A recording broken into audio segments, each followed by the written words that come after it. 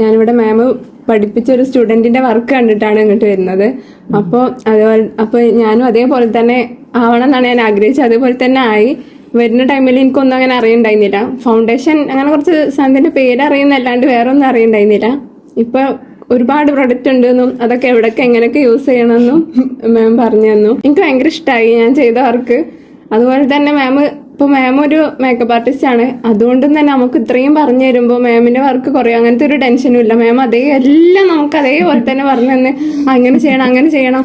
പിന്നെ കുറച്ചൊക്കെ ചീത്തൊക്കെ പറയാം. അപ്പൊ ഇങ്ങനെ ഏട്ടത്തിമാരൊക്കെ നമ്മളിങ്ങനെ ചീത്തരണ പോലെ അങ്ങനെ ചെയ്യരുത്. അപ്പൊ നമുക്ക് പെട്ടെന്ന് മനസ്സിലാവും. അങ്ങനെ 10 ദിവസം കൊണ്ട് ഇത്രയും ഫുള്ളും ചെയ്ത് തീർക്കുക എന്ന് പറയുന്നത് മാമിനെ കൊണ്ടും 10 ദിവസം കൊണ്ട് എല്ലാം പഠിപ്പിക്കും വേണം അത്രയല്ല. പക്ഷെ നമുക്ക് 10 ദിവസം പോയതേ അറിഞ്ഞില്ല. അവസാനത്തെ 3 ദിവസമൊക്കെ 3 ദിവസം ഭയങ്കര ഇഷ്ടമായിട്ട് തോന്നി. അവസാനത്തെ 3 ദിവസം എല്ലാം എനിക്ക് മനസ്സിലായി, അറിഞ്ഞു.